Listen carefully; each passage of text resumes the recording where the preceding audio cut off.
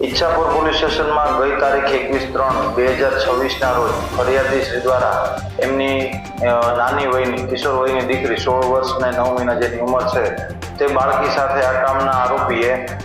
શરીર સંબંધ બાંધેલ હોય, તેને સાથે લઈ ગયેલ હોય, હોટલમાં લઈ ગયેલ હોય અને એની સાથે ઇન્સ્ટા વગેરે સોશિયલ મીડિયા જેવા માધ્યમથી સંપર્ક કરેલ હોય અને એની સાથે વાતચીત કરતો હોય તો તે માટે થઈને પોક્સો એક્ટ અને બીએનએસની વિવિધ કલમો અંતર્ગત ગુનો દાખલ કરવામાં આવેલો. આ ગુનાની તપાસ દરમિયાન આરોપી અહીંયાથી ઈચ્છાપુર વિસ્તારમાંથી નાસી ગયેલો હતો, જેને સર્વેલન્સ ટીમ દ્વારા ટેકનિકલ સોર્સ અને બાતમીદાર મારફત ધરપકડ કરવામાં આવેલ છે. આ આરોપીના દિન 4ના રિમાન્ડ મંજૂર થયેલા છે. આરોપીનું નામ મોહમ્મદ સાજિદ ઉર્ફે અહદ પઠાણ છે અને તપાસ દરમિયાન આ આરોપીને મદદ કરનાર અન્ય 4 આરોપીની પણ ધરપકડ કરવામાં આવી છે. જે આરોપીઓના નામમાં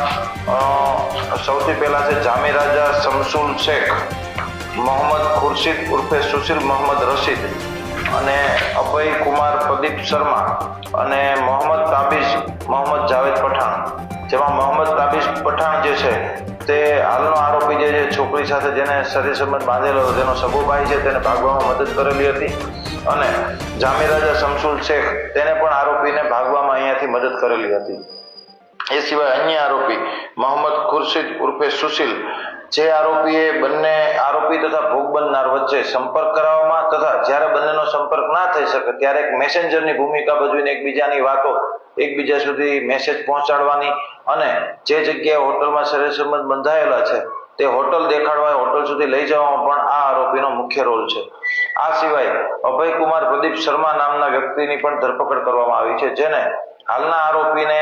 પોતાનું નામ આધાર કાર્ડમાં ચેક કરીને સુધારો કરીને એપ્લિકેશન દ્વારા એનું નામ અભિષેક ગુપ્તા કરવામાં આવેલું, જે કામ કરવામાં આને મદદ કરેલી, જેથી કરીને હોટલમાં હાલનો આરોપી છે જે મોહમ્મદ સાજિદ તે આધાર કાર્ડ આપે તો એનું નામ મુસ્લિમ તરીકે ના આવે પરંતુ હિન્દુ તરીકે એનું નામ અભિષેક ગુપ્તા આવે એ રીતના આધાર કાર્ડ આપેલું. અને હાલનો આરોપી છે તેને પણ પોતે ફોટોશોપી એવી કોઈ એપ્લિકેશનમાં જઈને જે ભોગ બનનાર છે એની ઉંમર 18 વર્ષ કરતા વધુ બતાય આધાર કાર્ડમાં એ રીતના એડિટિંગ કરેલું છે. તો હાલ આટલી તપાસ થયેલી છે. આગળ આરોપીના રિમાન્ડ મંજૂર થયેલા છે. તો આરોપીઓના ક્રોસ ઇન્ટ્રોગેશન કરી તે લોકો